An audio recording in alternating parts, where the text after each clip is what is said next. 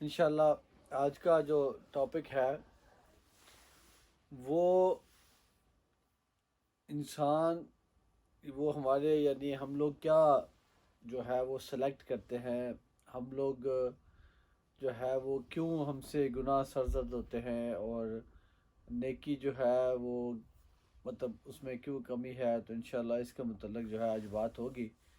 یہ پچھلے دنوں میں ایک دوست نے انہوں نے بڑا اچھا ایک شیئر جو ہے وہ تھاٹ شیئر کی تھی واٹس ایپ گروپ میں. وہ یہ تھی کہ جو انسان ہے یہ دو چیزوں کا مجموعہ ہے، ایک روح کا اور ایک جسم کا. اور روح اور جسم کا کمبینیشن جو ہے وہ انسان جب بنتا ہے تو ہر چیز کی ایک اپنی ریکوائرمنٹ ہے. جسم کی ایک اپنی ریکوائرمنٹ ہے، روح کی ایک اپنی ریکوائرمنٹ ہے. تو اللہ جو کریم ہے، رحیم ہے، جو رب ہے، جب اللہ ہمارے جسم کی ضرورت پوری کرنے کے لیے اللہ تعالیٰ نے ہمارے جو ہے ہم لوگ اپنے اگر ارد گرد دیکھیں تو ہمارے لیے کتنے ذرائع اللہ تعالیٰ نے پیدا کیے، جس میں ہمارے کھانے کی چیزیں، ہمارے سانس لینے کی چیزیں، استعمال کی چیزیں، یہ سب جسمانی ضرورت کے لیے ہیں. تو اگر ہم لوگ یہ دیکھیں کہ اللہ تعالیٰ نے ہم پہ اتنا کرم کیا، ہمیں طرح طرح کے اجناس، پھل ہیں، سبزیاں ہیں، اس طرح کی دوسری اللہ تعالیٰ نے ہمیں نعمتوں سے نوازا تاکہ ہم لوگ اللہ کی ان نعمتوں سے فائدہ اٹھائیں اور اپنے جسم کو ایک ضرورت پوری کریں، جسم کو طاقت عطا کریں. اب اللہ کریم جب ہمارے جسمانی جو ایک سیکشن ہے انسانیت کا، اس کی ضرورت کے اللہ تعالیٰ نے سب کچھ بنایا، تو اللہ تعالیٰ نے سیم وقت میں جو روحانی پارٹ ہے انسان کا، اس کی ضرورت کے لیے بھی اللہ تعالیٰ نے وہی جو ہے مختلف قسم کی جو ہے وہ تعلیمات سے انسان کو نوازا.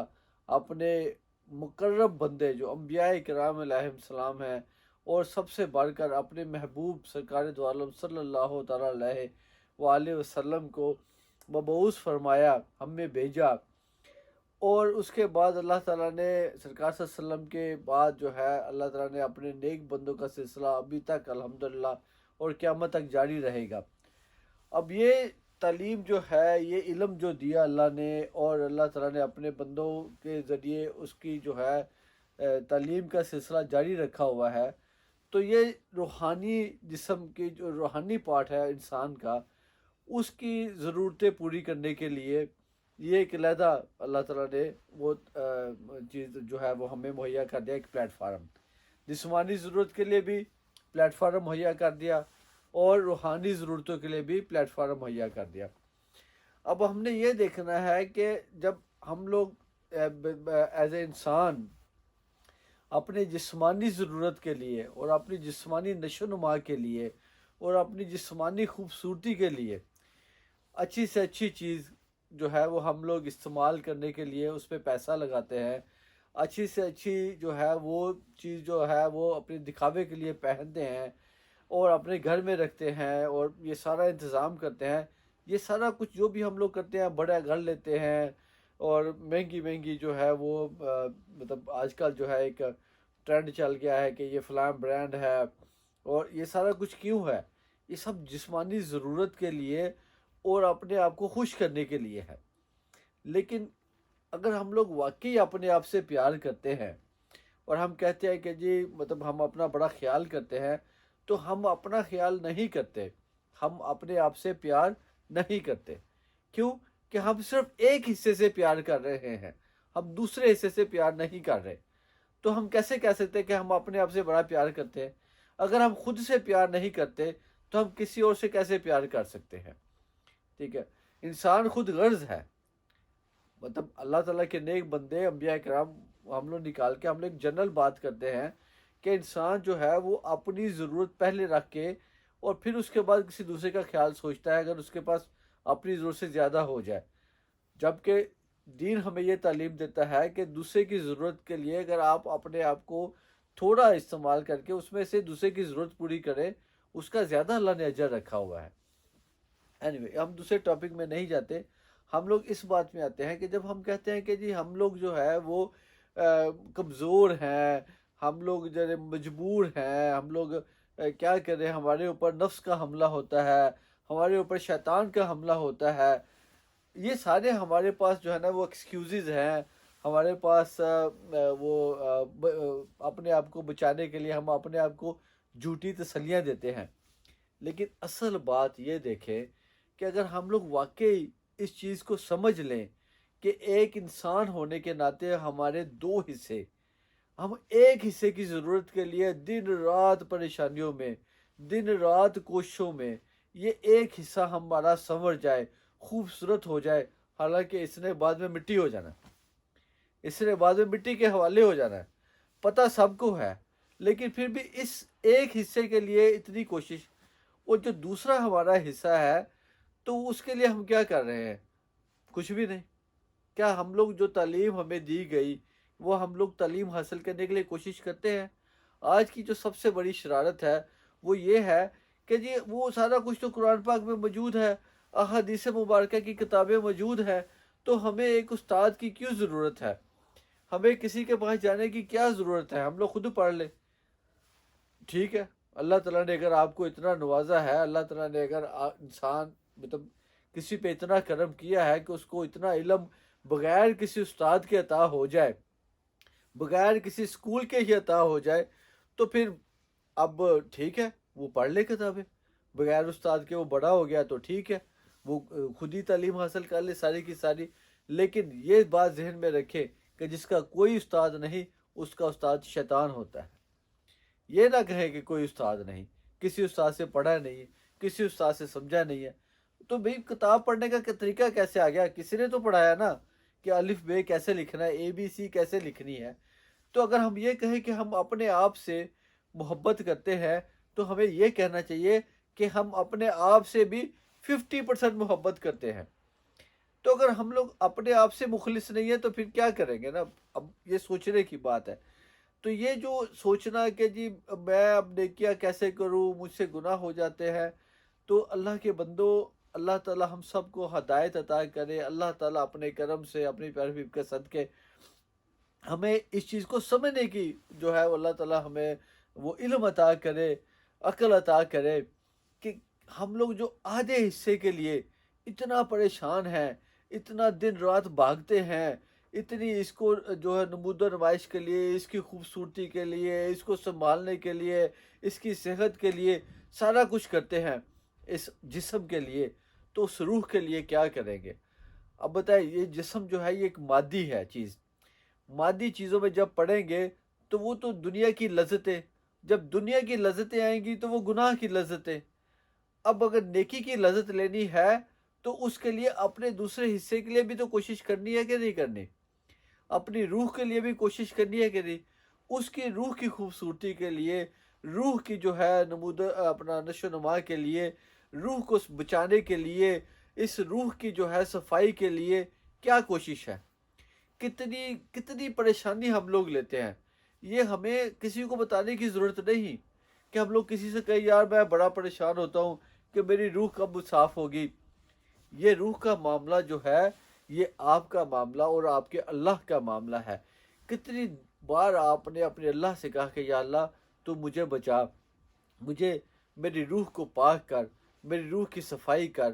اس کی صفائی کے لیے پھر اللہ تعالیٰ نے ہمیں بتایا کہ جو ہے وہ آپ صدقہ خیرات کرے، وہ استغفار کرے، نوافل پڑھیں۔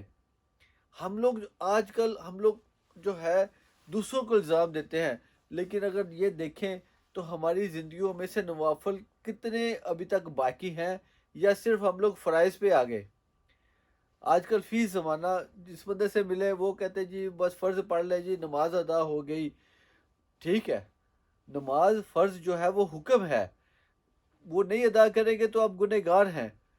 سنتے آپ نے پڑھنی ہیں، واجب ہیں، آپ نے پڑھی، لیکن اگر قرب لینا ہے، اس روح کی صفائی کرنی ہے، تو جو 8 گھنٹے کی نوکری کر کے ہم کماتے ہیں جسم کو خوراک دینے کے لیے، تو پورے دن میں آدھے گھنٹے کی نوکری نہیں کر سکتے نفل پڑھنے کے لیے، 10 منٹ کی نوکری نہیں کر سکتے، 2 نفل نہیں پڑھ سکتے استغفار کے، 2 نفل توبہ کے، یا 2 نفر رات کو سوتے ہوئے شکرانے کے کہ یا اللہ اتنا اچھا دن گزرا، الحمدللہ تیرے کرم سے صحت والا دن گزرا، تیرے کرم سے تو نے عطا کیا، کھلایا پلایا، صحت تندرستی دی۔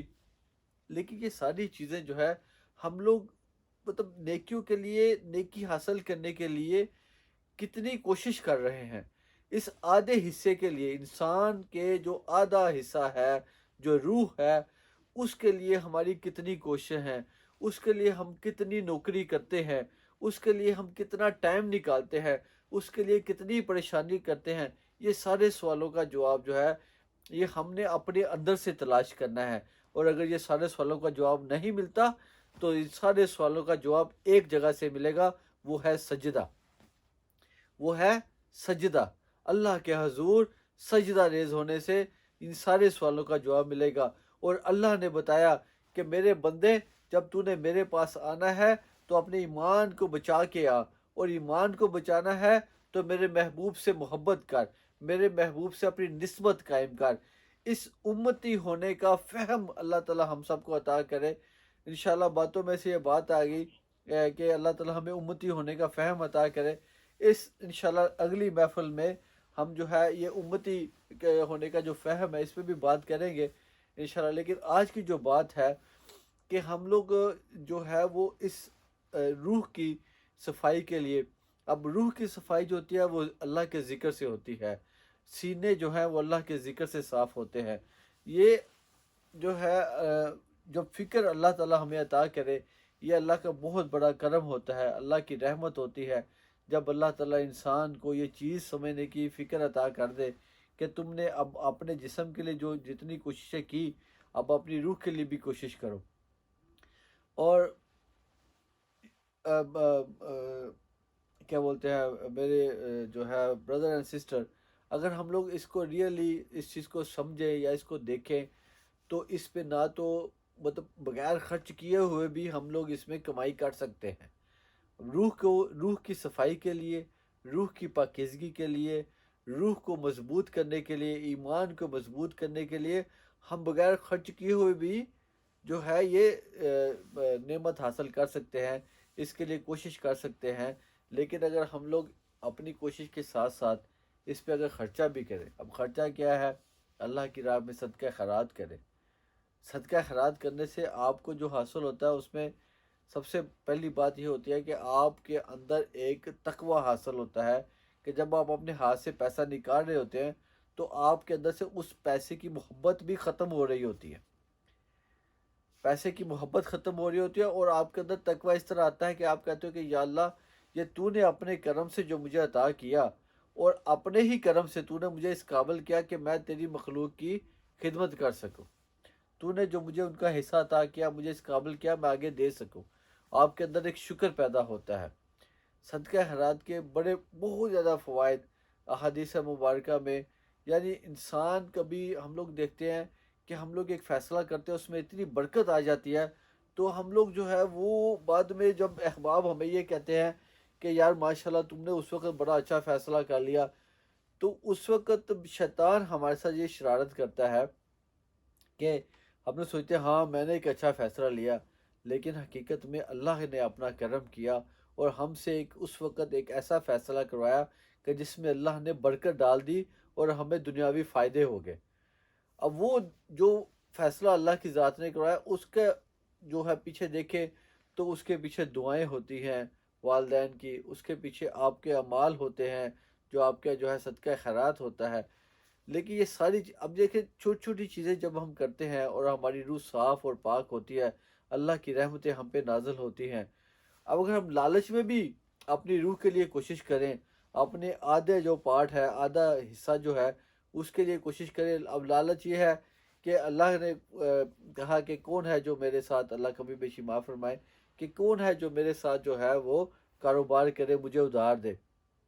اب کون دے سکتا ہے اللہ کو ادھار؟ کون اللہ کے ساتھ جو ہے وہ اللہ کو قرض دے سکتا ہے؟ وہ یہی ہے کہ اگر ہم لوگ ایک دیں گے تو 10 ملے گا، اگر ہم لالچ میں بھی دیں تو بھی انشاءاللہ تعالیٰ 10 ملنا ہی ملنا دنیا میں۔ لیکن اگر ہم لوگ اللہ کی رضا کے لیے دیں تو اللہ کریم ہے، اللہ رحیم ہے، اللہ مالک ہے، اللہ کے پاس کس چیز کی کمی ہے؟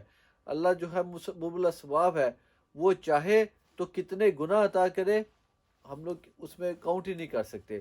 اور جو سب سے بڑی اللہ کی عطا ہے کہ اللہ تعالیٰ ہمیں ہماری روح پہ پاکیزگی عطا کر کے ہمیں نیکی کی لذت جو ہے نا وہ ہمیں اللہ عطا کرے۔ جس طرح ہمیں اپنے آدھے حصے کے لیے جسم کے مختلف کھانے مزیدار لگتے ہیں نا، اس طرح ہمیں نیکیوں کی جب لذت لگ جائے نا، اس لذت کی لت پڑ جائے، اس لذت کا چسکا مل جائے اللہ کی عطا سے، یہ اللہ کا ہی کرم ہے۔ نیکی کا سارا معاملہ اللہ کے ساتھ ہے، لیکن خواہش برادر اینڈ سسٹر ہم نے کرنی ہے، آپ نے کرنی ہے، میں نے کرنی ہے، اس کی خواہش ہم نے کرنی ہے۔ مانگنا اللہ سے ہے اور اللہ کی عطا سے ہمیں انشاءاللہ نیکی کا کام ملے گا۔ اللہ تعالیٰ ہمیں ہمارے جو ہے یہ جو روح والا حصہ ایک انسان کا آدھے حصے کے لیے جتنی ہم کوشش کرتے ہیں اتنی ہی اللہ تعالیٰ ہمیں توفیق عطا کرے کہ ہم دوسرے حصے کے لیے بھی کوشش کریں۔ نہیں تو اللہ تعالیٰ سے دعا کرتے ہیں کہ اللہ تعالیٰ جو آج ہم نے سنا اس کو سن کر ہمیں استغفار، توبہ اور ذکر کرنے کے اللہ تعالیٰ ہم سب کو توفیق عطا فرمائے، صدقہ خیرات کرنے کے اللہ تعالیٰ ہم سب کو توفیق عطا فرمائے، اور اللہ تعالیٰ ہمیں جو نیکیوں کی لذت ہے وہ اپنے کرم سے اللہ تعالیٰ ہمیں اس لذت کا مزہ اور اس لذت کا جو ہے وہ کیا ہے طلب اللہ تعالیٰ ہمارے اندر پیدا کرے۔ اللہ تعالیٰ سے دعا ہے کہ جو سنا اللہ تعالیٰ ہمیں اس کو سمجھنے کی اور اس پر عمل کرنے کی توفیق عطا فرمائے۔